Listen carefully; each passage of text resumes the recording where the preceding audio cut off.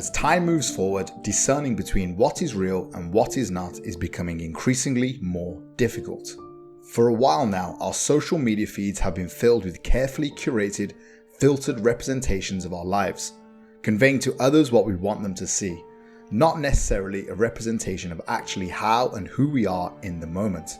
We've long edited the online representation of ourselves to show others how we want to be seen. However contorted, manipulated, and curated these representations were, they have always been somewhat real. Sure, maybe the party wasn't as fun as the 10-second clip shows, emitting the arguments, fistfights, and vomit, but nonetheless the party still happened. Now, however, we are facing a far more pressing issue. What if we could now convey ourselves as being at a party that didn't happen with people that do not exist? Or even more, what if we could make people say things they never said, do things they never did, from saying something stupid to something far more sinister?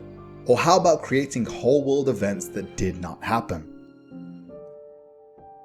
What if the version of reality we see online can no longer be trusted? Enter reality apathy.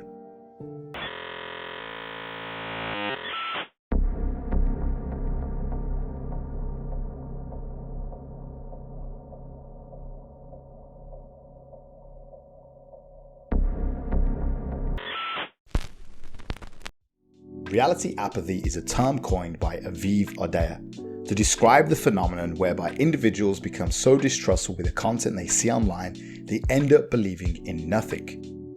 Additionally, Cindy S. Vincent and Adam Gismondi outline the existential problem regarding reality apathy in their paper titled Fake News, Reality Apathy, and the Erosion of Trust and Authenticity in American Politics. They state, reality apathy is when individuals become so overwhelmed with the amount of misinformation and disinformation that they are unable to discern fact from fiction. They begin to reject all or most news and information and adopt a belief that nothing is real.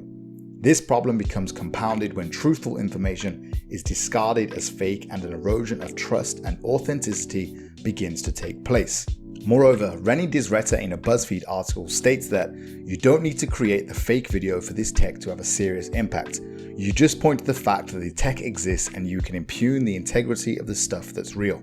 Essentially, the mere knowledge of this tech in the public consciousness is detrimental to upholding trust in media and governmental institutions. What's more, the problem of reality apathy is compounded by the emergence of so-called synthetic media. Synthetic media incorporates deepfake videos and audio recordings of people saying things they have never said, sometimes referred to as voice cloning, which essentially blurs the line between reality and fiction.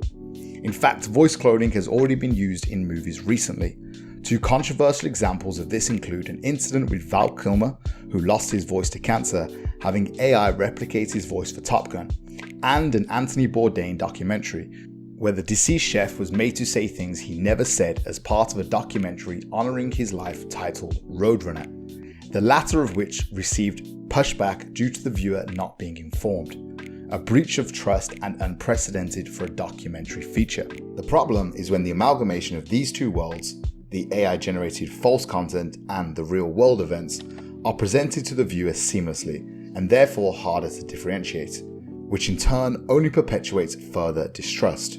Not only that, but when we add AI algorithms to the mix, a lot more chaos ensues. As these synthetic media videos or articles will be able to bombard our news and social media feeds, YouTube recommendations, heck, even the sources the news itself relies on, thus successively contorting the news and content into a synthetic amalgamation of fact and fiction. This pervasive distrust of all media leaves the door open for all forms of manipulation. Essentially, the danger is that no one believes anything, and thus truth is out of reach for everyone. The ramifications of this distrust in all forms of media in the future are profound. On the one hand, this appeals to the anarcho-primitive side of me. Maybe the net positive of this is that people just learn to tune out. If AI and deepfakes can create whole situations for us on our social media feed, maybe the suspicions and wariness of the content we see will reach such levels that one would not see the point of engaging with social media anymore, ultimately seeing it as bullshit and just turning it off. However, on the other hand, we have the death of the news and broadcasting media and its utilitarian applications. The news, and in particular the rise of fake news and disinformation, has already posed an existential threat to mainstream news networks. Now, I have little sympathy for these networks who have long perpetuated partisanship amongst their viewers, long held extremely biased perspectives on different events, have obfuscated the truth, and have even pandered to the corporate and political elite to essentially be an arm of propaganda for the ruling classes. And this critique is applicable across the board, from Fox, CNN, BBC, to even independent news outlets like the Daily Wire and the Young Turks. Not to mention the false urgency of the 24 hours news cycle, the sensationalization, and the news-turned-entertainment model using pundits masquerading as news anchors that has emerged over the years. Whilst all this is true, the news enables to some extent many to somewhat agree somewhere along the line. A middle ground of some form of objectivity wasn't implausible. News events that were reported on the news did happen.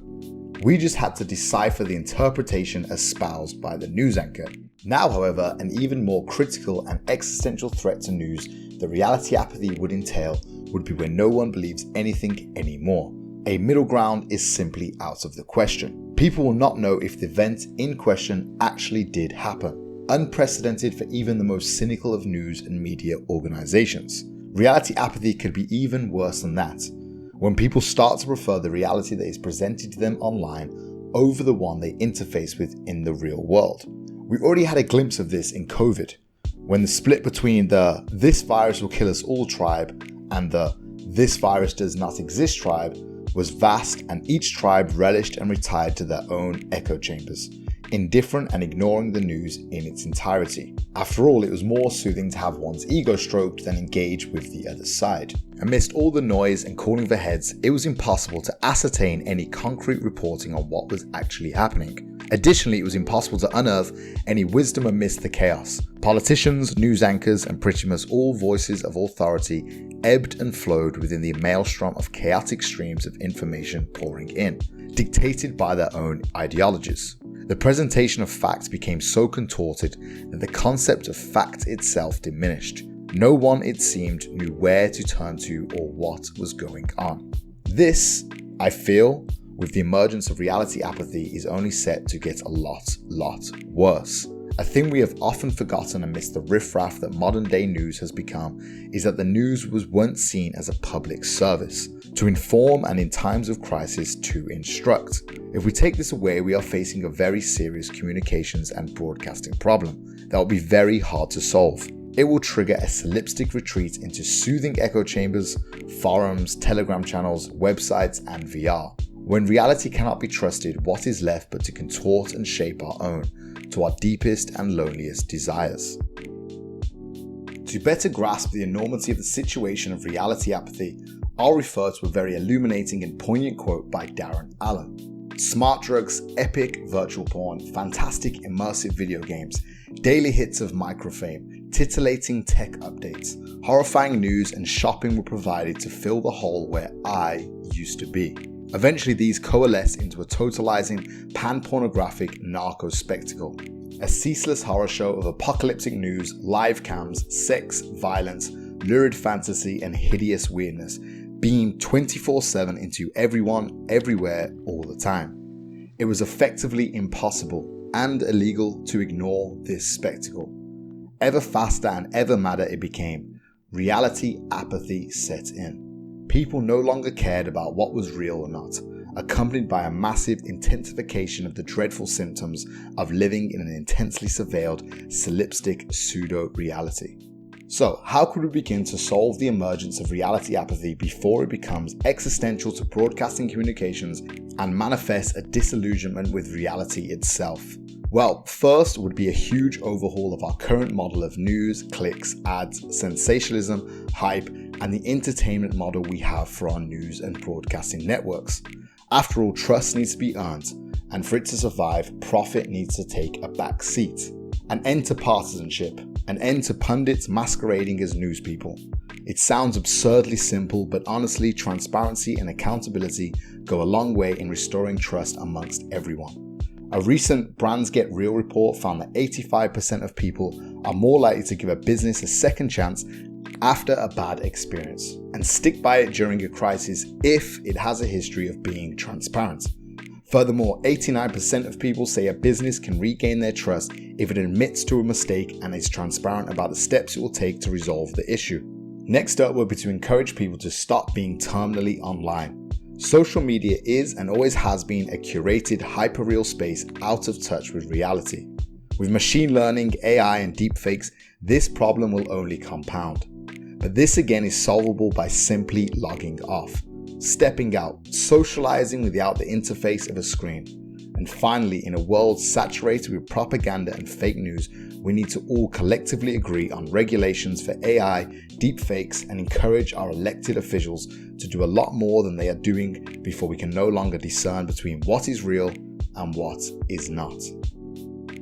Thank you for watching. If you like what I do, please consider supporting me on Patreon and/or buy me a coffee. For show notes and further readings, please check out my website. Until next time, peace.